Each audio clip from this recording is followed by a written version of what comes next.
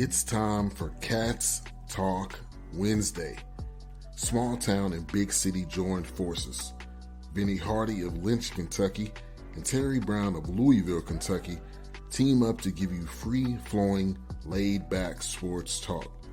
Focus on Kentucky Wildcats, as well as pertinent information in the NBA, NFL, and Major League Baseball. So here we are, another Wednesday evening. Benny Hardy, Terry, Disabled Liz Brown, fighting through, showing the heart and grit of a champion, injured warrior, whatever you want to call him, but he is here. Glad to see you, man. There's nothing worse than being 46 years old with a skinned knee. Yeah, that fell while running. All my neighbors and stuff coming out. I'm like, I'm not an old man. Like, I can get up. Like, are you all right? Like, this ain't Rescue 911. Like, I'm good. Are you sure? I'm good. Yeah. I can give you a ride back. I was like, I can see my house. I'm good. I'm good, you know. And broke my watch and skinned my knee. And like I was just telling you before we started, you know, Monday night when I fell, I was good Monday night. I'm like, all right, I'll get back out there. Tuesday morning, woke up. Now I'm moving around like Fred Sanford.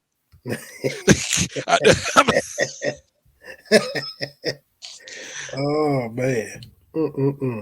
Glad you're here, man. Hope you continue to recuperate and get less sore by the day and all that good stuff. Absolutely.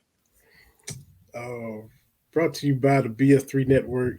Cats Talk Wednesday, as y'all already know. Appreciate everybody that takes the time to listen or watch. This will be up on the Spotify and the YouTube and all that good stuff. BS3 Network, courtesy of Ben Sutterth and all those good folks. Ivan Dawkins and everybody down there that helps us come on here. We appreciate it. We got Kentucky stuff. We got a couple guests. We got your man AD getting paid again, another bag for AD. So, you know, highest paid extension, most lucrative deal. See, he's back for your Lakers. So I know that had to make all y'all happy for purple and gold to see that take place. So, yeah, get paid, AD. I mean, the thing is, too, I know people have been saying, you know, what did he do? He had a great postseason. He led the NBA in blocks in the postseason and defensive metrics and everything like that. The Lakers just ran into Jokic. I mean, there's nothing else to it. So I love the Lakers offseason moves, and they're betting on AD to be the building block for the next go round. So I'm all in. Yeah, good stuff. We had to talk about your Brown cousins. You know, you still only had one play basketball for Kentucky, and you know, came close a couple times with Greg Brown and all that.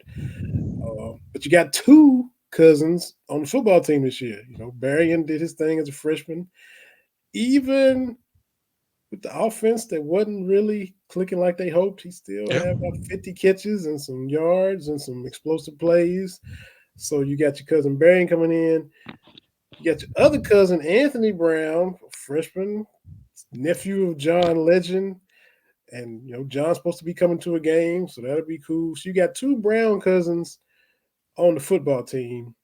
And, you know, you got that to look forward to. And you're going to get one on the basketball team at some point, but you got two on the football team this year. So that's gotta mean something. Yeah, it still defies logic that there's only been one Brown to ever letter at Kentucky. Like, you would think of the, you know, hundreds of lettermen, the odds would say you get more than one. But anyway, I'm excited about football. Yeah, for sure.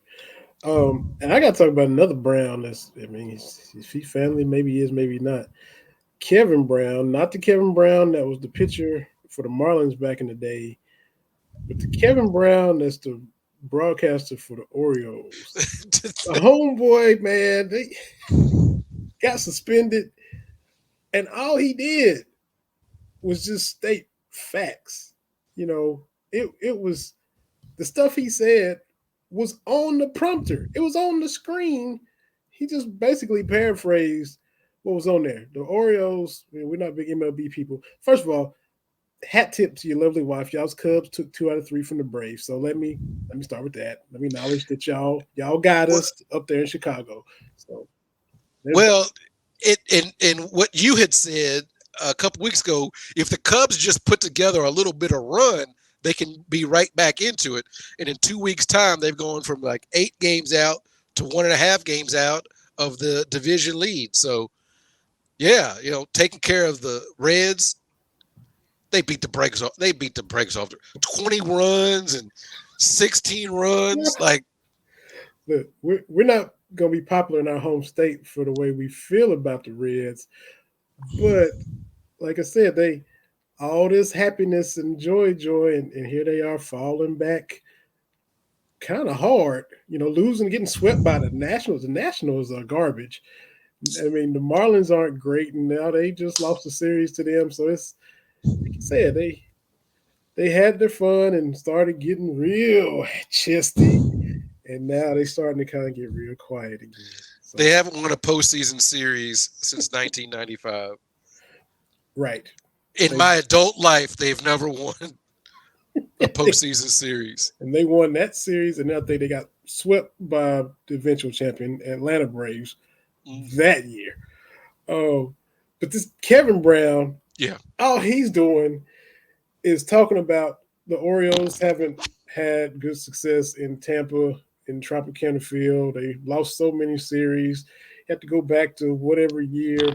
And, the last time they won, the guy that's on the broadcast team was playing for the Orioles. That's all he said. And they suspended him for just stating fact because he was in their mind too negative. I was like, man, this is... The Orioles just stay sensitive. It's one of those things, a once proud franchise, right? Yeah. Like, the Orioles used to be, but then it's like, you forget about the Orioles, right? They had, Cal, I think since like Cal Ripken Jr.'s streak ended, that's when we had to just stop thinking about the Orioles altogether. Cal, Eddie Murray, and back in the day, they was winning World Series. Beating the Reds or going toe-to-toe with the Big Red Machine. Frank Robinson was winning MVPs in both leagues for Baltimore and Cincinnati. I mean, they were legit, man. They meant something back then. And, at one point, they had the coolest ballpark in all of MLB. Mm-hmm. Probably, Oriole Park at Camden Yards was that turning point where we got away from like the generic multi-purpose, the not great ballparks, and then Camden Yards comes along, and that was really the turning point, for our architectural folks. Yeah. That was the turning point when baseball stadiums started doing things. Then you get, what they got in San Francisco and other places, New Busch Stadium, Pittsburgh. Even though it's always empty, it's beautiful. It's beautiful, right? And all that kind of stuff. So, look, this is the problem. Would you have are the people calling the games on these networks, do we want them to be employees of the team that just are rah, rah, rah? Or, there's that fine line. Just be honest. And I don't think there's anything like Baltimore is running away with the division. Yeah. Be happy about that. It's okay to say we have stunk for a long time and we don't stink anymore. Mm-hmm. So then they take Kevin Brown off the air, and then they have to put him back on TV because apparently if you're on TV, you got to have Oriole stuff on. And so the other guy that was on TV had to get rid of him. He got suspended. Then Brown came on, and then was it a suspension? Was it not a suspension? Then they're like, yeah. And it's just, you're just making it worse. Mm-hmm. You got the fans hollering free Kevin Brown. And they turned the sound down on that. Mm-hmm. And if he had just said what he had said outside of Oriole country or whatever they call, Nobody else would have cared. And it wasn't like he was. It wasn't like he was going in. It wasn't like he was like, we used to suck and now we don't. He was just acknowledging we struggle in Tampa, and Tampa's been pretty good. You know, they made a World Series. They've been contending. Right. That stadium. I mean, they don't even want to play there, and they're the home team. Much less the visiting team wants to go there and play. Right. So you lost a bunch of games there. That's basically all it said. I mean, if that's the case, suspend the dude to put the graphic up on TV. Because if Kevin Brown wasn't saying it, everybody watching TV could have read it. Most of the people, Oriole fans, they already knew that. They know they ain't having success in Baltimore. So I mean, what are we upset about? If Tom Leach and Ralph Hacker before him and Kaywood Leffert before him, every year we played Tennessee and Florida when we were losing to them for 20-some years in a row. Well, the Cats haven't beat the Vols since 84. Cats haven't beat the Gators since 86. The last time we beat Florida in Commonwealth Stadium was 1979. Kaywood would have stayed suspended, having to say that every year. Because that's just the way it is. That was the facts of the series. And the Orioles as an organization have been very thin-skinned. A lot of these owners are. Yeah. Right. You know, a lot of them, it's just, I don't know. For my money, we know too many of the owners. That's one. And two, but come on, man. Like you run the Orioles, you know they've been no good. Yeah. And Tampa Bay started this year. I mean, they were running away with it this year. They won their first 14, 15 games. You have caught them and passed them. He even said Tampa has led this division all except for these past 2 or 3 days when Baltimore passed them. So he was playing it down the middle. He was stating the bad. He just then highlighted the good. But it was just a mess. But it it just didn't make sense. It did. Vinny, I gotta step away real quick. I'll be right back. All right. Gotta step away. I'll hold my thought and bring it back. But I was just, if you can't say that, what can you say? Is basically what I'm trying to say. You know, Kevin Brown didn't do anything. He didn't go outrageous. He didn't get outlandish. He didn't get ridiculous. You know, he just calmly stated, and it looked like we're beating a dead horse. But go to, Twitter, X, whatever you want to call it, watch the video, and he's just paraphrasing everything that was on your TV screens. Baltimore's lost 15 straight series in Tropicana Field, or however many it is. The last time they won a series in Tampa was blah, blah, blah, June, blah, blah, blah of 2017, I think, something like that. So, like I said, everybody already knows that. So I don't know why the ownership got so mad and wanted to pull him and suspend him for that. He did not have a Marty Brenneman moment. You know, he didn't say anything vulgar. He didn't slur anybody. None of that took place. But for whatever reason, they wanted to be like sensitive, like TB said, basically being real sensitive. And it didn't make any sense. But we're going to try to have a good show for y'all. I got one more thought probably about that when TB gets back. But y'all follow us on Twitter at Cats Talk Wednesday. Right there scrolling on the banner. Cats Talk WED. BS3 Network. BS3 Sports also. And look, y'all have heard us play ads. You've seen us play ads. You've heard us play ads for different companies that have been sponsors on the BS3 Network. And if you would like to advertise your business or product, let's go to bs3network.com and contact them. Give them a call at 214-225-0257. Say, hey, I'd love to advertise my business or product on Cats Talk Wednesday. We'd be happy to talk up your business or product. We'd be happy to promote it. So feel free to reach out to Ben Sudderth and everybody at the BS3 Network. We got a good guest coming up as well. Had two, but we got one that had to reschedule. So coming up here in a few minutes, we're gonna have Ryan Vitatoe. Y'all know him from Harlan County, Kentucky. He is the head coach of the Harlan County High School track and field team, the track and cross country. He coaches both. And so we're gonna talk a little track and field with Coach Vitatoe. Our guy Corey Price was scheduled to hop on as well. He had to reschedule, so we'll get him back on here at a later date. But y'all know Corey. He is the statistician extraordinaire, but he had some family coming in to visit, so we're gonna have Corey back on here at another time that works out for him, a time more convenient. But if y'all watch Round the Shots, y'all know Corey. Like TB was on there the other day, and Corey was on there as well. Been a few years since we had Corey on here. I think he said we're the first podcast he was ever a guest on. So be fun to have Corey come back. But we have Ryan Vitatoe on here in just a minute. I'm going to email him. He'll come on here in about 15 to 20 minutes. And we got Terry TB Brown back. Man, my thought for Kevin Brown, the last thought I was going to say is you and I, and definitely your wife Katie, remembers watching the Cubs on WGN, the Lovable Losers. The Cubs would struggle, something not go their way. Harry Carey on air would voice his displeasure. Boy, oh boy, just it. It was right. I mean, immediately, whatever he was thinking, whatever he was feeling, it was instinctive. It was reactionary. He never got in trouble for it.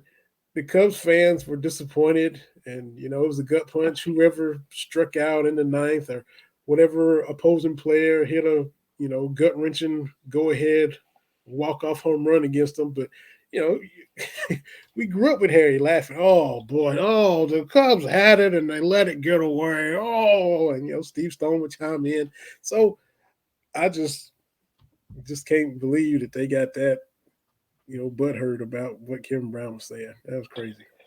Yeah, I just these organizations are just too sensitive. That's all it is. Yeah, absolutely. Oh man, we talk a lot of baseball, but we've got to. And speaking of, just mentioned the Cubs and Harry Carey. Let's flip to the other side of town, to the south side, with Tim Anderson and the White Sox. And man, bruh, I like Tim Anderson. We do. He's probably my favorite current baseball player. I mean, he just because he treats it like an office job, which is to me is great. But woo, man, and Tim is from Tuscaloosa, Alabama. So there's that. Tim is one of the few black players still playing in MLB because those numbers continue to decline. And, he had I was happy to see him get that DQ meal. He had Bryce Harper getting his whatever. Tim Anderson had his DQ meal. But our guy, Roy Wood Jr., friend of the show, coming to Lexington here in a week and a half, native of Alabama, and he tweeted out the Alabama Commission or Coalition, I think, has no comment on the Tim Anderson situation. He said, respect our privacy at this time. So, and Roy himself was like, hey, man, we can't even comment on what happened to it happens to the best of us. And he which he was there covering second. Ramirez for the Guardian slides in. Not sure if Ramirez was upset with Anderson standing over him or what happened, but you saw him kind of push Anderson's leg. And then when I first watched it, Tim took his glove off and put it down. So matter of fact, I was like, I thought Ramirez was about to get it. I'm like, okay. And then it took that turn, boy. And see, the first clip I saw was watch to the end. I was like, oh, I thought Tim had it because the way he did it, I was like, oh, okay. Yeah. Sometimes, that's the thing is you think you got hands, there's always somebody that's got better hands than you. Yeah. And that's how I've operated is I know I ain't got hands. That kind of situation, right? Hey, because I ain't got hands like that. Yeah. Because, he he went like Mr. Jones, put up your dukes, get knocked out, and I was like, okay. And he threw a couple and then call it wild, call it random, call it whatever you want. But Ramirez caught him in that jaw and down he went, man. Down he went. So, we talking a lot of baseball, but that was, like you said, I heard y'all on router shots. Tim, it's gonna be hard to come back from, man. And you can't say nothing because we all saw what happened. You just gotta wear that, man. Yeah, it's a tough thing, tough situation to be in. Yeah. So had to talk about your cousin. Had to talk about way more baseball in the last 5 minutes than we talked about in who knows how long. But it'd be like that sometimes, man. Absolutely. Be like that. So we got Ryan Vitatoe coming. Said that while you was gone, the Harlan County track and cross country coach. Have him on, talk a little Harlan County track and field. Corey Price ended up having to reschedule, had some family come in a little bit unexpectedly, so we'll get him on some other point in time. Stuff like that happens as well.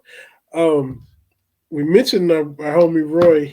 He coming to our home state for the first time in 10 years. Our days don't quite coordinate, but we both going to get to catch him at Comedy Off Broadway in Lexington. So that's going to be fun next week. Yeah, because I'll be in town next weekend. Going back home, got to watch the girls play field hockey and stuff. And then Friday night, I'm going to the state fair to watch Morris Day to Time. Oh. That was one of my favorite concerts ever. I want to see what he's going to do this time. Call us a bunch of broke people. Louisville. Like, okay. Morris Day does not sweat. Morris Day. Man. Morris Day. So he called you broke and then called the city Louisville. Louisville. I don't know if I ever told you the best part about that. I know I've told you about what he called us broke. The opening act, they were pretty good. They were a good funk band, whatever. But they decided their last song was going to be Purple Rain. Who? Morris Day? No, the opening act. Okay. Okay. Was Purple Rain. And I was like, well, that's an interesting choice. So they into it, and it's okay. It ain't bad. It's okay. And then, like, the time comes out, and they like, and then they start playing Purple Rain. Completely different. Like, it ain't the original time. I forget the makeup of it now, but there was just a different. There's levels to this. Y'all AAA, major leagues. It was just different. But I was like, that's certainly a choice. Yeah, that's right. I would have done that. Kind of coming in and out a little bit. I don't know what it is. Like when you sit like certain way, sometimes it's loud, but then it kind of, I don't know. But let me tell you, I can get rid of. I've got my ear pods. I get my headphones back in. Oh, well, I mean, hey, if you no, but I gotta. I meant to tell you, my mom had a procedure yesterday, so I'm just phone tag with her. Oh, and everything like that. Yeah, definitely. So I might have to step away just a little bit just to take care of that. Nothing major, but she's there, I'm here, and everything. So let me do that real quick, and I'll be back. All right. Yeah, for sure. Yes, sir. We definitely love Mama B. Everybody that's met TB's mama, Mama B, Miss Brown. She is something else. I owe her I send her a card myself because she sent a card the other day. Sometimes she'll just go check the mailbox, a little card in there for Mama B. asking how the family's doing and everything like that. So gotta write Mama B back. Uh, but yeah, our guy, y'all listen to the show, long time listeners. Had Roywood Jr. on a couple times, and he's coming to Lexington not this weekend, but the next weekend, which will be the 18th, 19th, if I'm not mistaken. I think that Friday and Saturday. Let me just go ahead and see right quick. Yeah, Friday and Saturday, 18th and 19th, at Comedy Off Broadway in Lexington, doing two shows each night. Two shows Friday night, two shows Saturday night. So TB is gonna be there Saturday. I'm gonna be there Friday. I'm not able to coordinate, be there at the same time. I'm gonna run up there and catch the show Friday. I mean, my cousin gonna run up there. And TB's gonna catch him Saturday. So between Friday and Saturday, Cast Talk Wednesday will catch the homie Roywood Jr. in Lexington, in our home state.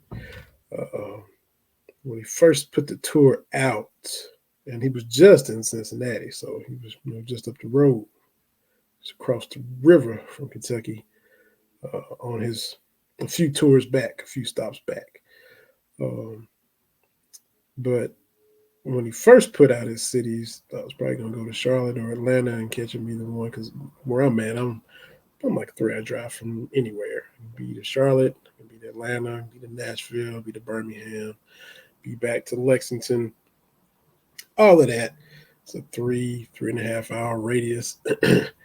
And so, love popping over to Charlotte, like Atlanta a lot too. To me, Charlotte is just like a mini Atlanta without all the Atlanta traffic. So, like going to Charlotte for stuff like that, going to concerts and going to different events. So I was going to run over there and see him over there in Charlotte. Then he put some more cities on the tour, and so Lexington was on there. I'm like, oh man, I think I'll go up to Lexington. Coming to Kentucky, first time to Kentucky in a decade. I think that was like Bowling Green or something like that, if I remember hearing him talk about it right. So glad he's back in Lex. It's gonna be a fun weekend.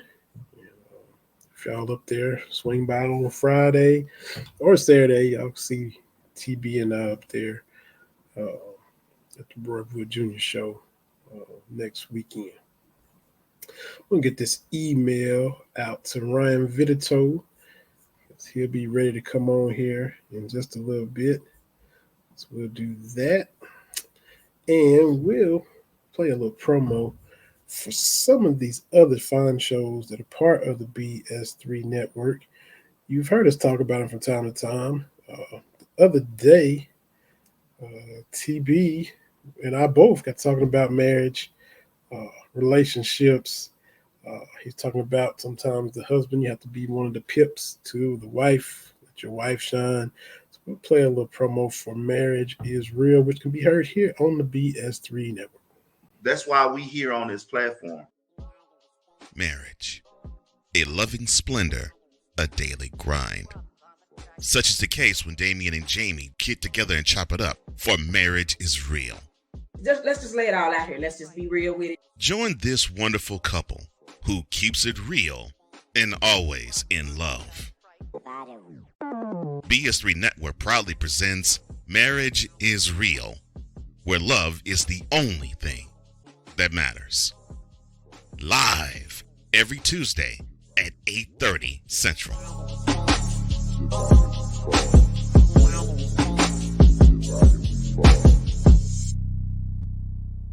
Oh, and Jamie has something to say. Deuces and trays. So see, even right there in the promo, talk about marriage being a grind. If you're married, you know that. You know that you got to put work into it. It's not just blissful magic, fairy tale, movie, TV stuff. It's got a lot invested by both parties. So that's what you get on Marriage is Real. Real life husband and wife couple, talking about real life marital situations. Y'all check that out on PS3 Network. It's like you do our show and a host of other shows. Whatever the topics are, whatever your interests are, there's a podcast for you here on the BS3 Network every day. BS3TVLive.com, live content, on demand content. Go through there and check it out. See what you like. Serious, you want funny, you want lighthearted, you want sports. You got all things right there each and every time on the network. So definitely appreciate that. Get TB back here in just a minute. Check it on Mama B. Get this email to Coach Vitatoe. Send him the link so he can hop on here with us. Talk a little track and field, talk a little cross country. My Harlan County Black Bears. As all the fall sports are about to start, it's about that time. So looking forward. Oh, take the wish to summer away. It feels like that's kind of what we do. But you're always excited for the fall sports. Everybody's excited for college football. It's right around the corner. You don't want summer to end. You don't want it to get cold, but you want all the fall sports. You like baseball, but you want to have a little more to choose from. Baseball, WNBA are going. Not really keeping up with the golf or the NASCAR. So right now, the baseball is it. Got the Braves on right now. Let's see what they're about to do. But here, as always, September, October, you got basketball, baseball, all the sports happening, and you just get that overload to go to the opposite extreme of having nothing in July and August. But that's the way it is. That's the way it is. I also got the conference realignment, which is just, it's getting crazier and crazier. Us being in the SEC, we do just sit and just sit back and watch the carnage because SEC is in great shape. The Pac-12, we were struggling and talking about them, how they were struggling. You had Apple TV trying to make an offer, and you got the LA schools going to the Big Ten. You got Washington and Oregon leaving, and Arizona and Arizona State and Utah. Everybody's rolling out. Colorado's leaving. They had a chance to maybe solidify themselves a few years ago, but the commissioner, made some bad decisions, and now they find themselves after this year.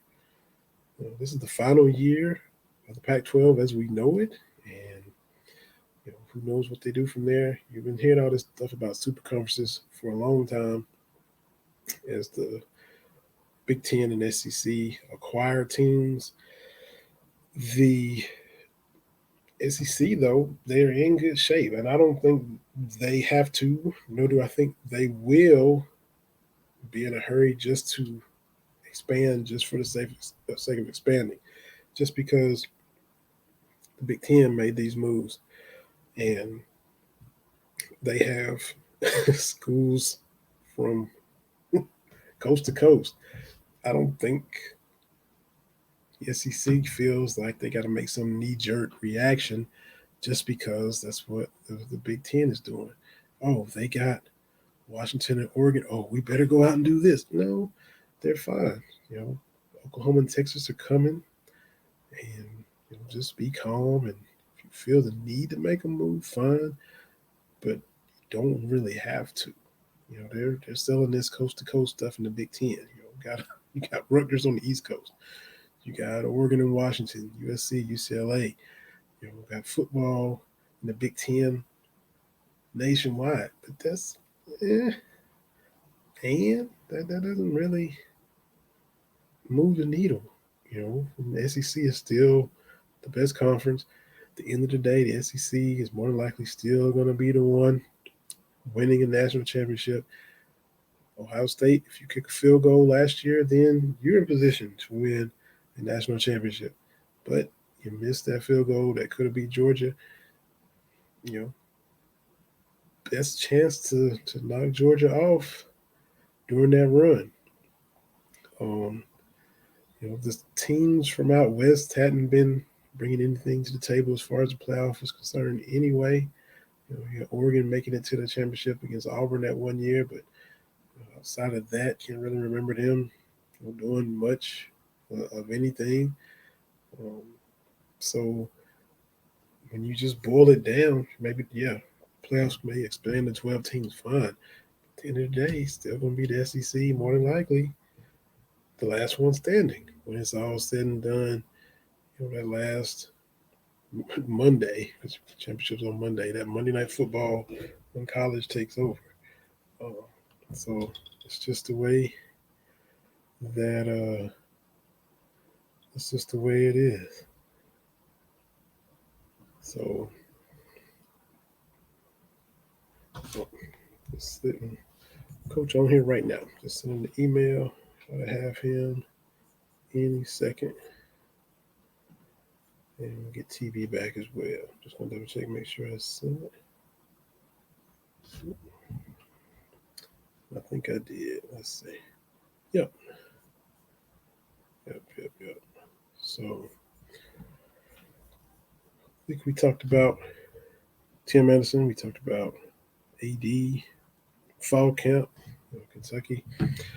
One thing too, wanted to bring out, friend of the show, Antonio Hall, former offensive lineman for Kentucky, protected Gerald Lorenzen.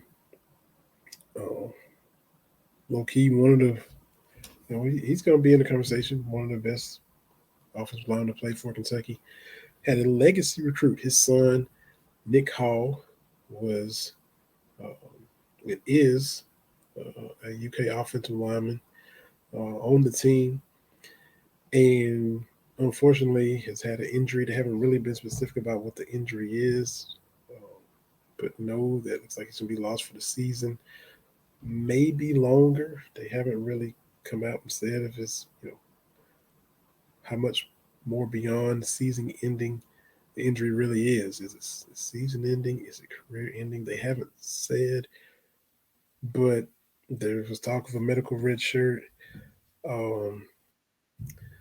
And just hope that he is all right. Hope that, he's able to recover, and, the depth there at that position.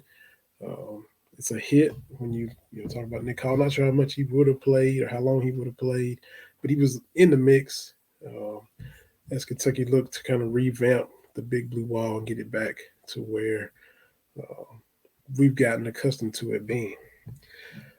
Our guest is backstage in the green room. TB has stepped away. We'll get Terry back in a minute, but right now we got the head coach. We got the coach for the Harlan County Black Bears track and cross country team. Been talking about him throughout the show. Ryan Vitatoe is on here with us. Coach, how you doing, man? I'm doing well, Vinny. How are you, sir? Can't complain, man. I should have had you on here way before now. So let me just go ahead and apologize for that and get that on out the way. Lord, no apology necessary. I appreciate the opportunity to come chat with you. It's been a long time, my friend. Yeah, man. Yeah, it's been a long time. I'm, no hair, and when it does grow out, it's gray and all. I understand. I wake up every morning and I'm like, where did all this gray come from? Yeah, it sneaks up on you, man. Sneaks up on you. It does. It's not subtle either. It just goes from it's all your natural color to like overnight. Then it's, I know you knew my dad, that beard he had was just solid white, Right. Whenever my whiskers come out, I'm in the same boat now. Well, we'll just say that it's wisdom. That's what we'll go with. That's right. That sounds good. That sounds good. So, man, how's your summer going? And getting back into the grind of school starting back, and how's that whole thing going? It's been good. I mean, we started practicing mid-July and we're getting everything rolling. We've got probably about 35 high school and middle school kids out for cross country this year. We've probably got close to 40 out for elementary. So we're continuing to see growth after all these years, which is really, it's really exciting. When I took the program in 2008, I said I wanted to build a program. And in my mind, a program is something that they're good every year. You know, you're competitive every single year, and it's just something that people want to be part of. And we've been really lucky that we've just been able to see our numbers just increase year after year after year. It's really exciting. Absolutely. So backtrack for those that don't know you. Tell them a little bit about you and how you came to be the track coach at Harlan County High School. So saw the Facebook post a few weeks ago talking about how you didn't even see this coming and didn't even think it would be a position you wanted to step into. So just tell them about you, your journey, and how you got to where you are right now, Coach. Well, yeah. I grew up in Lynch just like you did, and somehow in the world we ended up in Everts. My dad was dating a lady over there, very serious, and I was kind of always the kid that when I played a sport, I was at the end of the bench. I always joked that I was part of the 25-25 club. Like I got in the game if we were up 25 or if we were down 25. That was the only time I ever got to play. And so I kind of found my thing with running. And I went out. I wanted to be a long jumper, and the problem was I couldn't jump, and I couldn't jump long at all. So Bob Howard, in his wisdom, threw me in the 2-mile, and it turned out that I was a pretty good distance runner. And so I went on and I ran at Lindsey Wilson. I ran 4 years at Lindsey Wilson College and came back home with my wife in 2002. And I worked with Bob Howard at Everts for about 2 years. And then he turned his program over to me. And I was the coach at Everts from 04 to 08. And then when the school opened, I took the cross country job immediately. So, cross country, of course, is in the fall, and we're running through the woods and the mountains and all that kind of stuff. And then I actually turned the track job down, I think 3 different times that first year when the school opened. I didn't have the time to do it. I was really, really busy because I'm not a teacher. So I'm a paraprofessional. I work for Lindsey Wilson College, and I teach at Southeast and different community colleges for Lindsey Wilson. And so, but yeah, man, the job came open in 2013, I think. And the original plan was that Coach Howard, of course, who, passed away this year, was going to come out of, he was retiring, and he was going to come out of retirement and be the head track coach. And I was going to come back and be his assistant. And as time got closer, he just decided he had spent enough time on school buses.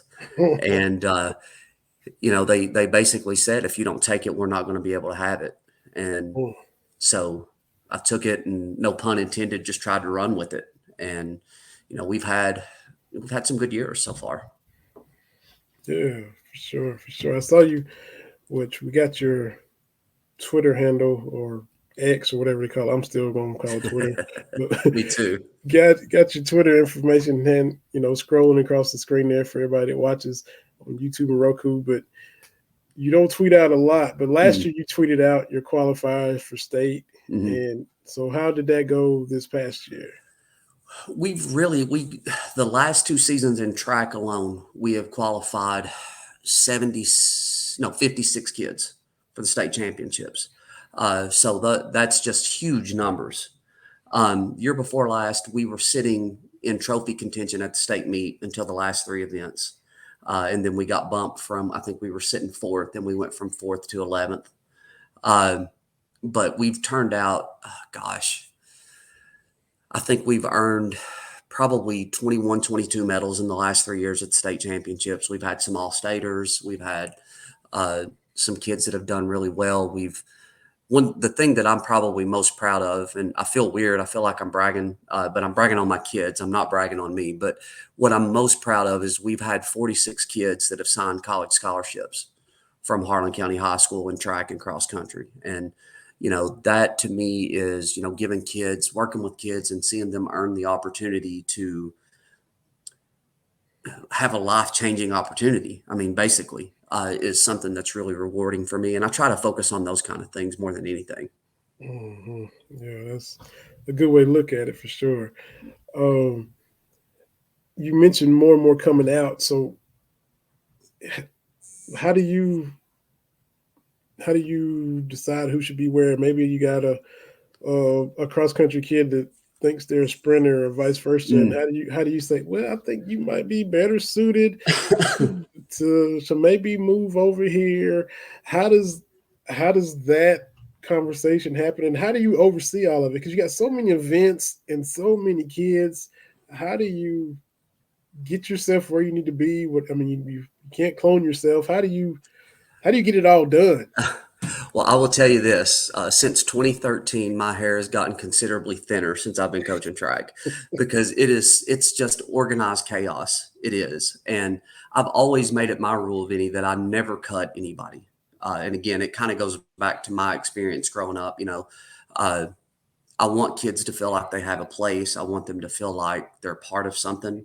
And so what I really preach in my program is, whether you're my best kid or, the not best kid, you're treated exactly the same way. And your expectations are the same,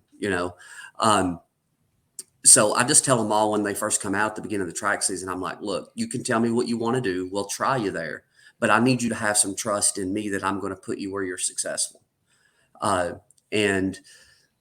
We've had some kids that were just like I was, where they come out and wanted to do something. And, I think of a kid like Stephen Engel that wanted to do sprints, and dude was just not a sprinter. He just couldn't do it.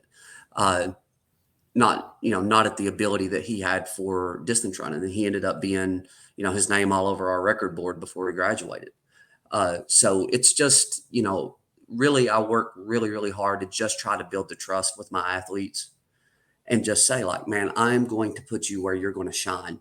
And it may not be where you want to be in the beginning, but once you taste that success, that's where you're going to want to be. And then on the flip side of that, there's always that opportunity, those times where I think of one kid in particular that wanted to run the 400. And I'm just like,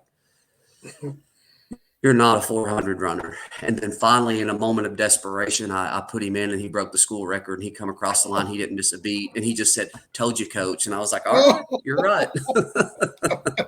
So you got to know when to say, yeah, I'm wrong and you're right. And the rest is history. So it goes both ways, and you've experienced all of it. Huh? Absolutely. Absolutely. So it's just, for me, it's just about trying to build that trust. And I believe, Vinny, you and I grew up at the same time, right? And so when we were growing up, coaches, they just yelled all the time, right? I don't know how your coaches were, but a lot of the coaches, and I'm not saying that's wrong, but when I first started coaching, that's how I was. I just yelled all the time because I thought that's what you were supposed to do. Mm-hmm. And I noticed around 2016 that my kids were kind of rebelling against me a little bit. And that was new for me. And so I had to look in the mirror and be like, you got to change what you do. You got to change the way you do it. And I'm a counselor by trade. So I spend a lot of time just using like counseling techniques and, psychology and, stuff like that with my athletes. But to me, it always starts with the relationship. If they know you're there for them and they know you're trying to help them succeed, they're going to work hard for you. And that's just kind of what I've found. And it works for me. Everybody's got their own way to do things. And I'm not saying mine's the best. You just got to find what fits you, I think. Mm-hmm. And adaptability is probably something more and more coaches have had to adopt, because it's just not the my way or the highway or that kind of thing. That's kind of been a thing in the past. That's a thing of when we were coming up, but it isn't like that anymore. Like you said, it's more not that the kids can just disrespect you, but you just don't rule with an iron fist over them. There's more of a human element in the interaction, I guess is what I'm trying to say. Yeah, from my experience, it can't be so polarizing like you're talking about, because if I say it's my way or the highway, some of the kids are going to be like, see ya, I'm heading on the highway. Mm-hmm. And so even just with the way that we try to correct things, now I'm not going to lie, there's still times that I may get frustrated and raise my voice, but now they know if I raise my voice, like they've really messed up. Yeah. You know what I mean? But to me, like, I feel like we have a responsibility at the high school. And again, this is just me, but I feel like we have a responsibility at the high school level to teach kids how to be people. And so a lot of times, instead of coming in and just saying like, you really messed up on this race, you should have done it this way, I'll come at it like, well, what do you think we could have done different?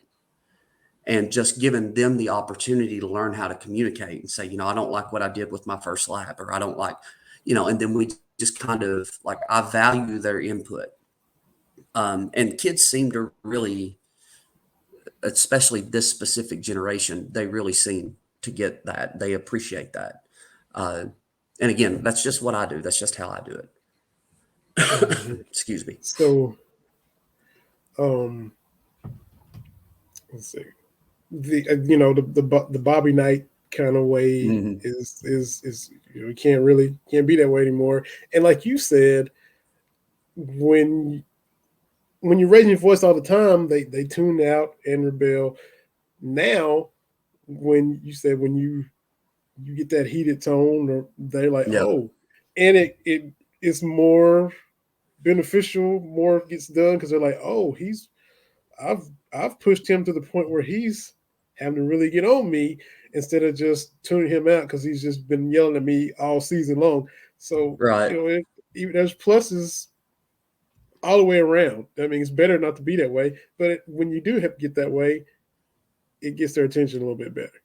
It does. And honestly, it makes for a more enjoyable experience for me as a coach, right? Because this is my 21st year. I don't know how many more years I've got in the tank, and I don't want to spend my last 5, 6, however many years screaming at everybody. You know what I mean? So it's we just really, like I said, in 2016, I was like, things are not going well. And it's probably the leanest years that we had.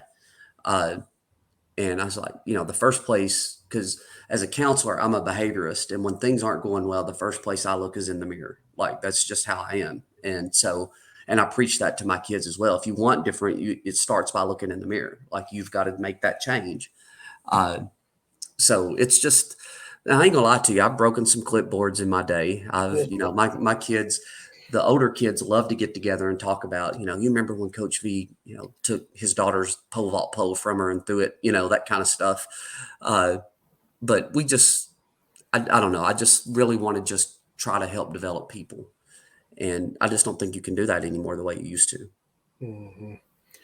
So how does the schedule line up? Where the meet's at, and you're getting practice. Where you going, or how's it all falling into place, and where you're going to be and all that?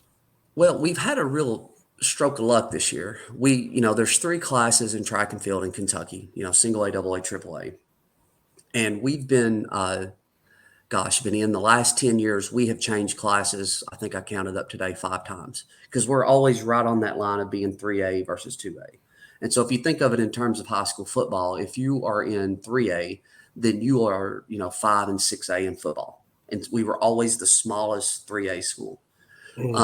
So we've been 2A now for this is our 3rd year. And they had us in a region with Central Kentucky schools. So we had of course we had Bell, we had Knox, and we had Corbin. That was our closest schools. But everybody else was like Boyle County and Mercer County and, Garrett County, these schools that are really far away from us. And we had been arguing for the last 10 years that we should be in the mountain region with Letcher County and Perry County and schools that we compete with against regularly. And so finally this summer, the KHSAA, through our athletic director and our board of control member, put us back in the mountain region. So that's a big thing for us. So we'll get to compete in the region close to home. We'll get to compete in track season this past spring, we had to go all the way to Boyle County on a testing night to compete, to see the schools that, we don't ever see. And so we got back home at 1:30 that morning, and the kids have got to be back to school the next day. So we're looking good in our region. I think we're going to be, one of the top teams in this region. I've got a girls team this year that, they finished 14th in the state last year in 2A, and we're bringing everybody back, plus adding, this is probably one of the deepest girls teams I've had in ever. So we're really looking at a top 10 finish or better is what I'm hoping. Boys are really going to be strong again this year. I've got, on the boys side, it starts with Tanner Daniels. We've got a 7th grade boy or an 8th grade boy that's, he was a national champion in elementary school. He's very, very, very good. So he'll be leading us as an 8th grader, but I think we've got a team that we finished 11th the last 2 seasons in the state. We're hoping to crack a top 10. Vinny, the last team that made it into the top 10 in cross country in the state, I was in a jersey. That's how long it's been. Man. So that's a goal that we've been chasing the last few years. And, last season we figured it up after it was over, and I was really proud of my boys. They ran well. But if every boy had caught, I think, 2 more people going to the finish line, we would have finished 7th. And it's just a fickle kind of thing. You got to catch everybody you can. But we're looking like we're going to have a big season. If we can stay healthy and just, it's for us, it's a little different because like football, they'll get panoramas and they'll get preseason scrimmages and that kind of stuff. Like, man, we started practicing on the 15th of July and we won't race until the end of August. So keeping all those kids interested for that long is sometimes difficult. Yeah. Track's the same way. We start in January in track and we don't race until the end of March. So it's just, there's a lot of dead time where they're just looking at me like, why am I doing this? So what's your favorite thing to coach? Say a football coach, he's a defensive guy, he's an offensive guy, or he really, got his skills working with the offensive line before he became a head coach. Is there, an aspect of track or cross country that's maybe your favorite, even though you have to coach them all and oversee them all, but is there a certain event that maybe is, more close to your heart than others? Yeah, for sure. I mean, I respect and appreciate all the events, and like I've really had to learn on the fly, and thank God for YouTube. Because, I've been able to learn a lot from YouTube. I was a distance guy. I ran distance in high school. I ran distance in college. So that's something that's really natural for me. My daughter was a pole vaulter, and she was a regional champion. She was a very good pole vaulter. And so I really I enjoy coaching the pole vault. I think, just seeing her grow and succeed like she did and just all that special time that we had together makes pole vault really special to me. But I've always been a distance man. If it's a half mile or longer, it's right in my wheelhouse. That's just the stuff that I know really, really, really well. There you go. Good stuff. You mentioned all the kids that have, gotten scholarships and, you've been able to help do that and how proud you are of that. I think I just saw on Facebook, you play football too, but Hunter Blevins was one of your kids for track and went to Union College in Barberville, just transferred to UVA Wise, but I know he had just as much of an impact, on track as he did football because he spent a lot of time, doing both sports. He did. He was fantastic thrower. Still holds the school record I think maybe a kid might have surpassed it, but he was the first kid to throw over 50 feet in the shot put. His younger brother is also going to UVA Wise. Connor is going to UVA Wise, so they'll be there together. Just this spring, we had those. We had Connor sign. I had 4, I think, signed at the University of the Cumberlands. We've got quite a few, and we've had a lot that have. We're starting to see higher level signees. We've had some Division II and some Division III signees. I've got a couple right now that I think have D1 talent. I talked about Tanner earlier, but Peyton Lunsford is a fantastic runner. Peyton is Bob Howard's granddaughter. So I've literally watched her grow up, her sister just signed with the Cumberlands to throw shot there. We've got a girl at center. We've got a girl at Ohio Dominican. We've had kids graduate from Transy. I mean, it's just been, for me, it's been a real blessing just to see, just to watch them branch out, and then they all come back and they're adults, and now they're coming back with children. And I'm like, what is happening? Had a little girl from Cumberland come walking up to cross country practice because we do elementary cross country in addition to high school and middle school. And she's holding this kid's hand, and I'm like, what's she doing here? And she's like, yeah, my baby's here to run cross country. And I'm just like, now I'm old. When I'm coaching kids of kids, I'm starting to really get old. But yeah, we've had a lot of really, really good kids over the years. Yeah. And we've had some that were more than good enough to run in college that just, decided when it was over, it was over. And that's fine, Absolutely. Absolutely. Now you mentioned that you're back in the mountain region now. Mhm. Had to kind of fight and argue with the KHSAA for that to happen. So before they moved you back to the mountains and you were going everywhere. I'm rambling, but I'm rambling to ask you. We've got some friends of this podcast that come on, and they're called the KY Sports Guys. And Mhm. Brian Stockton coaches Metcalf County Okay. track Yeah. and field. Do you know Brian? And have y'all won against Metcalf County in the past Well, or in your years as coach? we have in years past. I think the last time I remember competing against them was 2A in cross country. Now I'm not sure if they're 2A or single A now, but that's more out towards central Kentucky, right? Like the Yeah. Dare, Casey kind of area, Yeah, a little right? bit on past Somerset. Edmonton is Mhm. where they are out there. Yeah. Yeah, yeah. What I remember of them, they were very good. We That's like I love to go and take on the good schools, like and I told my kids when we changed regions, like we're still going to go against Corbin's got a fantastic program. Tyler does a great job at Corbin, and then Mercer County, Mercer had won like the last 6 state championships, and we're looking up at both of them in our region, Mhm. but I mean, we like to try to go against the absolute best that we can go against because that's how you get better. Yeah. And I've always said you can learn more from getting whipped than you can from winning. If you're really tuned in, and it's funny. I just talked to my kids this morning. Like I said, you've got to be willing, to accept growth, however it comes. You've got to be willing to accept it. And sometimes it comes in your coach jumping on you, and sometimes it comes in being humbled. Mhm. And being like, I should have done something different here. Or I should have, admitting that you make a mistake. There's nothing wrong with that. So we've got to be willing to accept growth. And I think sometimes, letting Corbin or Mercer County or some of those schools beat you by about 30 is a good thing. Uh, because no matter how good you are, there's always somebody better. Yeah. Always. Yeah. That's So it. So if you got any barbs, any shots you want to fire across the bow at Metcalf County, we're gonna have those guys on. I'm just kidding. I'm of course not. No. I'm just trying. Look, I'm just sitting there stirring it up.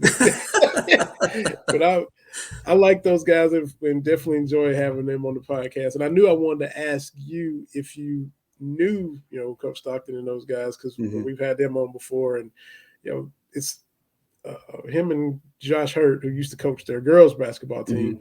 They do a podcast like this every week. They're kind of in our age as Terry and I. A lot of times we end up talking about the same things. Them on their show, us on ours, and they've had us on their show, and vice versa. So I knew he coached track out there, so I didn't know if y'all maybe had crossed paths at some point. So I know I'm long-winded and rambling, but I knew I wanted to ask you about it for No, sure. I'm sure that we probably have. And I'll tell you what I really love about track and cross country, Vinny, is it's such a gentleman's sport.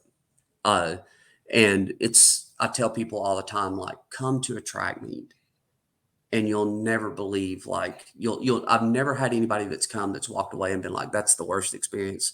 I mean, it's just so competitive. And you'll see like kids cheer on kids from other teams. And like, that doesn't happen in any other sport, right? Yeah. And so that's the thing. So nothing but love for Metcalf County and Coach Stockton. Make sure I send my regards to them. I sure will, and we'll probably get them on again here in a couple of weeks. So I'll tell them that we'll talk with you as well. Absolutely. Last thing, man, I got to ask you is, saw you where you don't tweet a lot, but you do tweet about some Blink 182, and you're educating your daughter about that. So what's your all-time song, your all-time album, and Oh, man. favorite time you've seen them in concert, and how is she liking them or starting to like them as much as you do? Well, she's never had a choice. I'll say that. I am like, so my mother lived in San Diego. My mom and dad divorced when I was very young, and my mother lived in San Diego. And so when I was in high school, I would go out and spend the summers with her. And so I came across this little band out there, like 93, and they had a good little following out there, and it was fast and loud and just the kind of stuff that I like. And fast forward a couple years, I'm back home and I'm watching. You remember TRL? Like we're really dating ourselves now, right? Yeah. You remember TRL and MTV? There they are. And so, yeah, I've been a Blink fan for a very, very, very long time. Abby has had no choice but to listen to them her entire life. And so I would say probably my favorite album is probably their Untitled album. That would probably be around 2003. Great album. Dude Ranch is a great album. That's early 90s. And this past show in Nashville was just, I've never been to one like that. It was just a great, great show. It was her first show. We had a great time together. And, I told her, I said, even if you hate it, you'll always look back at the time you went to a concert with your dad. Yeah. And before we left, I said, there's a 100% chance that I will absolutely embarrass you before this night's over. And I'm sure I did. It's part of it, man. That's right. If you're not embarrassing your kids, you're not doing it right. That's right. That's right. So So what was it like for a young kid, circumstance beyond your control, but a kid from Lynch/Everett's, the first time you go to San Diego? I mean, the big city and the beach, and what was that like? Man, it was great. And I'll tell you this, my wife and I have been together since we were in high school. So we're like, the small town high school sweethearts. And I can vividly remember standing on the tarmac about to get on the plane to come home. And I was like, I don't want to go back. And she's the only reason I went back. So when I came back, I was like, I came back here for you. You're going to marry me someday. Just joking. And here we are all these years later. But yeah, man, it was my mother was, she just died this year, and she was a Rolling Stone. She lived all over the United States, and I got to see so many things. I got to experience so many things because of where she lived, and I loved San Diego. The weather was always gorgeous. I got off the plane in December and it was 75 and everybody was acting like they were freezing and I was stripping off layers, because I'm like, it's 22 at home, but it was just a little bit of culture shock, but you just be nice to people and be smart about where you're at. And, typically things work out, and it was just, we're actually talking, we may go out there this winter. I went back when my mother was sick, back in March, but my wife and daughter have never been out there. So we're talking about going out and just going to show them all the places that I ran and, all that kind of stuff. So, yeah, but it's a different world out there for sure. I bet. I've never been and definitely would like to go. I had some friends that lived out there for a little bit, and they talk about all the cool stuff and all the great food and all the great stuff they're able to do. So yeah, gotta get that checked off my list sometime. And condolences on your loss of your mother. Definitely hate to hear that too. So I appreciate it. Absolutely. So cross country starts September. Track starts in March, right? That's right. Okay. That's right. And if you can come a home meet there at Harlan County, definitely want to come and check you guys out when you're hosting somebody, right? The first one at home, let me double check because I don't want to give the wrong date, but it's the day after Labor Day. So the 5th of September will be the first one that we'll have at home this year. Okay. We have a big invitational on the 30th of September. We have our conference championship on the 10th of October. So lots of good racing at HC. Okay, absolutely. So I'm sure you'll be retweeting that or if they put something out. Yeah, so follow Coach there on Twitter. We got it. And can't thank you enough, Ryan, for hopping on here, taking the time and wanting to hop on here and talk a little bit. Keep doing what you're doing, man. Congratulations on all these successful years you've had and making time to take on track in 2013, man. Congratulations on all that. I appreciate it. Appreciate you inviting me, man. It's good to see you. We played a lot of basketball together back in the day, didn't we? Yeah, we did. Try to get out there and do a little something. I don't have a jump shot anymore. I just stuff just slowly leaves. It does. I'll tell you this. I made the mistake. and I'll let you go after this. But I made the mistake. One of my kids came to me and said, "Coach, we're having a birthday party at the Loyal Gym." This has been about 8 or 9 years ago. And he said, "We're going to play basketball. Will you come play basketball with us?" So I went down there. Vinny, I swear, somebody shoots the ball and I jump to get it. And then all of a sudden I just see someone over top of me, and I thought I jumped really, and I jumped like that high, you know what I mean? And I said, I was like, I need to fake like an injury so I can get out of this game. Just ruptured your Achilles. That's what happened. That's what happened. These kids, can't play with these kids. Yeah. No, it's unbelievable. I'm like, we used to be that fast. But I'm like, were we that fast when you see them? But we were, but just not anymore. Yeah. No, not at all. I won't even run with mine. Like if I'm running out at the high school and they like to try to pack up with me and run. And like my brain still says I'm 22, and so I will kill myself to try to keep up with them. And so I'm just like, you all got to go away and let me just shuffle along. You all go do your workout. I understand. We gotta pace ourselves, and the pace that we pace ourselves with slows down. Yes, it does. Gotta pace ourselves at that pace, as hard as it is. That's right. That's right.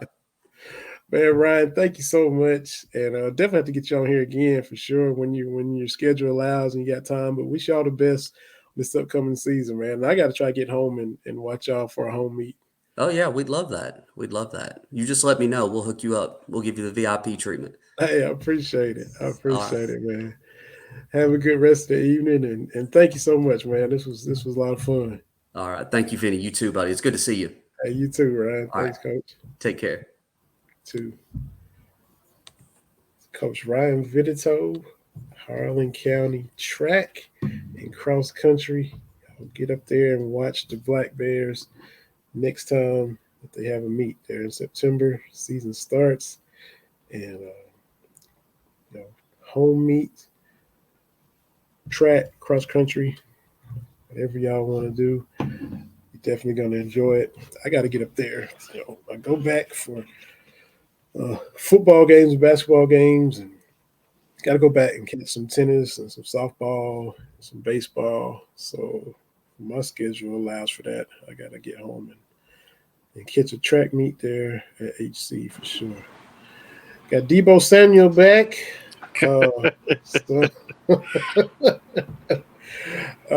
Give my regards to Mama B. For sure, hope everything is going all right with her. And I gotta send her a card in the mail because sometimes she'll drop a card in the mail to us. So I gotta write her back for sure. So she's a good one for that. She definitely is. Definitely is, man. You got any soapbox or some thoughts since while you were gone, or stuff you want to get off and say? No, I'm good, man. This is a good time of year. Every football team's going 12-0. That's right. That's the Jay Hayes right there, man. Everybody. But the conference realignment stuff. Look, man. Just because some kids are making a couple $100,000 in NIL, we got to stop painting them like they the greedy ones. I mean, the simple fact that UCLA, USC going to be in the same conference as Rutgers. And then the ACC. I saw Notre Dame wants Stanford and Cal to join the ACC because nothing says Atlantic Coast Conference like two teams on the Pacific Coast. What's going to have to happen is I think college football is going to become semi-pro. There's no other way to get around it. Like, it makes sense for football to do this because the money is there, but it doesn't make sense for your baseball team, your soccer teams, your swimming and diving teams, your volleyball teams. I know people don't care about that, right. But come on, man. Like, those teams already have rough enough. You'll be doing all this traveling. Yeah. We get focused in on football and the 11 or 12 games that they play, but these other sports play way more games. Uh-huh. And so I don't know how it's going to work and pretend that, it's still going to be, we're still student athletes with this. It's all about money. Mm-hmm. That's what Coach Prime was telling the other day. He said that, and saying the same thing. And I still, kind of bristle with the fact that they want to go to Congress so quick to fix all this NIL stuff now. When we went so long without anything to pay the players legally in a systematic kind of way, and the NCAA still isn't having to do it. And now the NIL is a thing. Oh, it's out of control. As soon as it becomes a thing, oh, let's go fix it. So, exactly. As far as the hypocrisy, you said the coaches can all leave when they want, and then everybody's still having something to say about the players, or that ain't right. It isn't, but one thing I have realized: we love sports, we hate athletes. Yeah. Uh-huh. Every time the athletes try to get a little piece of the pie, they're ungrateful. Mm-hmm. It's this, it's that, and the other. And it's like, the NCAA trying to use that same 1950s and 60s playbook when the revenue's in the billions. Yeah. What? Mm-hmm. And every time the professional athletes want to get some more money to do something, it's always look at these spoiled athletes. Man, Mm-hmm. Do you know what we do for these owners? As far as what cities do to subsidize from the money they get when they build these stadiums, the tax breaks they get, Mm-hmm. the simple fact of police overtime for traffic for game days. I mean, Mm-hmm. just think about it. And these owners could do it. Jerry could have his own private people out there around Cowboy Stadium. Yeah. Mm-hmm. Right? So it's all these ways that these professional sports teams get subsidized. That's bad, or that's something we don't even think about. But we just hate the players. Mm-hmm. Oh, look at you talk about what Anthony Davis is making. I'm like, he's worth it. And whose window to play is, he's been in there 11 years or whatever, but that's way longer than your average career. So your window to play is a lot smaller. I think if you haven't noticed, owners live and own forever. Al Davis was like 200 when he died. Jerry's about 112. Marge Scott, all of these people live forever. The Pat Bowlen that owned the Broncos was up in years.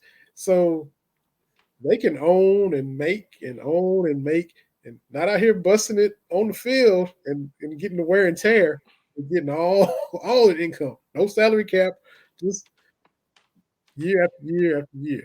So the players who don't have time to maximize and capitalize, except for, if you're lucky, Muhammad plays 18 years, but the average career, we know how long it is, and we know it can be cut short in practice. Any game, anything can do it in, even though medicine is much more advanced. So, and then they get the side eye when they hold out or want to renegotiate or ask to be traded or like I said, we love sports, but we hate the athletes. Just shut up and play. Because I can't remember what Pac-10 school, some of those minor sports, they're like, this is going to be rough on them. And people are like, oh, boo-hoo. Come on, man. Like, I don't know what happened to our humanity, but it's nowhere to be seen when it comes to this. Mm-hmm. That's right. Oh yeah, I'm just tweeting out now on Round the Shots, man. Which it was, good show as always. But when Kevin didn't even know they won a gold medal, man, I was he didn't even. There was that, and when he said, Anthony Davis from Kentucky, like he did play in Kentucky. There's no alleged. He is Kentucky legend Anthony Davis. There's no alleged there. Oh man, and y'all got him too. Y'all didn't let it slide either time. Y'all was on it. Look, man, we did all that wailing and gnashing of teeth, and as you and I said, the roster, even if we go in with 7 people, like ain't nothing we can do about it. Yeah, exactly. And so it looks different. We signed the Croatian Zomir. I don't know how to. Zvonimir. Right. Mm-hmm. And so the team's looking good. And, this is how I knew that the chunk of the fan base had jumped the shark with this. Uh-huh. It's when Justin Rowland tweeted out, like, come on, y'all got to stop this. And he's like as even keeled as anything, but it's like every single post, you don't have to be negative about it. Like we signed Trey Mitchell. Oh, we lost to St. Peter's, and like, come on, man. Like you don't have to do that on every single thing. Is Cal finally going to come on, man? We get a new assistant coach. Like, come on. It's so exhausting to be like that. Everybody knows the score. Mm-hmm. You ain't got to be like that. Like we're talking about with the Baltimore Orioles. Everybody knows y'all ain't been no good for a long time. Yeah. Mm-hmm. What are we doing? I don't know. Yeah. Like you said, everybody's just wanting to be mad about something. And Kentucky fan base is no exception. As your wife astutely observes on the daily. every day she asks me what's Kentucky fans mad about. Yeah. Every single day. Mm-hmm. And you were always talking about nuance, and it's either everybody's on either one extreme or the other, and you can't just. So and all I've ever said is we understand nuance, except when it comes to sports. You're either the best ever or you're the worst ever, and there's no nuance for that discussion. It's I can't remember, was it Gilbert Arenas? What former NBA player? Well, Dr. J came out and was talking about Kevin Durant.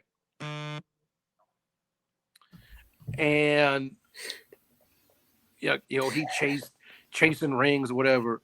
Y'all said that careers don't count if they don't win a ring. That's what the NBA collectively said, right? It didn't used to be that way. We could talk about the George Gervins and, even the Elgin Baylors, that were great ball players, but now it's all about rings. And so you can't be, it's duplicitous to say it's all about rings. And then when people go out and do stuff to get rings, it doesn't count. Mm-hmm. You're sending these mixed messages, would a championship have made a difference for Allen Iverson and his impact? I don't think so. I mean, sure, he would like to have won. Mm-hmm. Everybody would have liked to have won, but would that have really changed? His impact, no. No. Would he have been a better player? I don't think so. We get caught up in these ring discussions, and it just overlooks everything. Mm-hmm. Right? Like, are you going to tell me that Trent Dilfer was better than Dan Marino because he got a ring? Can't do it. sports, I understand championships. That's part of the equation, right? The numbers are part of it. But there's got to be some common sense. Like I told you, you look at the NFL passing yardage numbers. Number 21 and 22 is Johnny Unitas and Joe Montana. Immediately preceding them is like Kerry Collins and I forget who the other one. I think Matthew Stafford or whatever. But it's like, are you going to tell me those two? You would take those two before you would take Joe Montana and Johnny Unitas? No, that's nonsensical, right? Like numbers don't tell the whole story. I saw something. Kirk Cousins has got more fourth quarter comebacks than like a bunch of other people. I'm not taking Kirk Cousins. I've seen that dude in the playoffs last year, 4th and 15, season on the line, and he threw the ball 7 yards. That's right. Right? No, he's like, and so you can't do it like that. There's got to be nuance. I got Cincinnati fans mad at me because they want Joe Burrow to be great, and he's very, very good. Right? He's not Patrick Mahomes, but the Bengals beat the Chiefs a couple years ago to go to the Super Bowl. Yeah. And I said, does that make him better? That was their argument.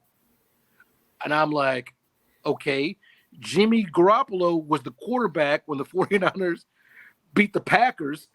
Can I now say Jimmy G is better than Aaron Rodgers? Well, no. Okay, then. Okay. Like, okay. Okay. Right? Like, it doesn't work like that. Would I say Jimmy Garoppolo is better than Dak Prescott? No, I would not. He was the quarterback of the team that won, but no, that's not how this works. Right? And all these arguments just get skewered in guys that have rings. And, you know, to me, the ring culture, particularly in basketball, it's very, very lazy. Because I'm like, Charles Barkley was a problem. And you know when Barkley's making a good point is when Shaq brings up the rings conversation. Yep. And come on, man. Charles Barkley's in your top 25 all time. And probably one of the more unique players. For him to be leading the league in rebounds at 6'4" in the 80s and the 90s, that's ridiculous. Remember when we thought he was 6'8"? Yeah. His entire time in Philadelphia, and we first got to the Suns, they said he was 6'8". And then they met the Bulls in the finals in 93, and he's visually much shorter than Michael Jordan. They did that side by side. You're like, Charles, a 6'4" power forward? Like what? So we put all this emphasis on dudes winning rings, and when they win them, we're like, well, you didn't win it the right way. Target moves. And you know, championships are hard to win. They talk about people engineering a championship. All those moves you do, it's not guaranteed. Right.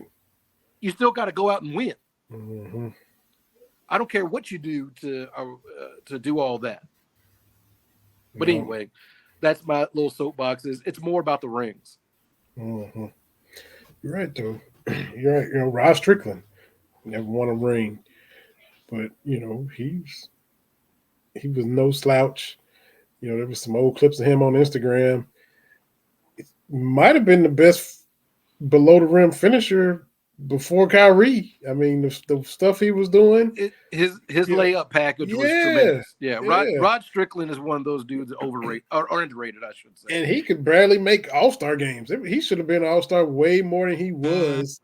And, you know, so, you know, didn't win a ring, didn't all this kind of stuff, and gets overlooked, but was a problem. So, yeah. and that's my thing. Is it's just we have these conversations and it's ridiculous, and like everything else, I guess it's to get clicks and all that kind of stuff. Colin Cowherd talking about quarterbacks that couldn't win, brought up Dwayne Haskins. Yeah. Look, man, like you don't have to do that. No. And good and well, he knew what he was doing. But yeah, it ain't. But I mean, everybody said he just killed his career. Well, Gil Brandt did the same thing. The old dude for my Cowboys said the same stuff when, and people just forget it after a while and move right on. Keep it moving, man. Yeah. Keep it moving. Yeah. Good stuff, man.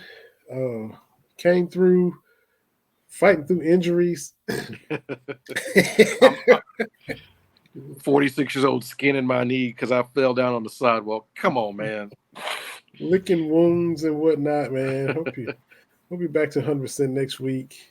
We'll be another week closer to, all the fall sports jumping off, and whatever happens, we'll be here to talk about it. Got a couple guests hopefully to have next week. So yeah, appreciate Coach Vitatoe hopping on, talking a little cross country and track. He was a long distance runner, so it'd have been fun because you just got hurt. You be running a little distance now, so it's a little bit more than a sprint, but not quite cross country. That's right. But man, we appreciate everybody that's gonna listen and gonna watch and that retweets us and talks about us and all that good stuff. So we'll keep coming. Y'all keep doing what you're doing, TV man. Looking forward to it. See you next week. Tell Mama B hello. And we'll both be in our home state next week. So if y'all see us out and about in Louisville, Lexington, come up and holler at us. We'll be there. Yes, sir. Always fun. We'll do it again next week. Yes, we will. Y'all take care. Appreciate y'all watching Cast Talk Wednesday. We'll see y'all next week.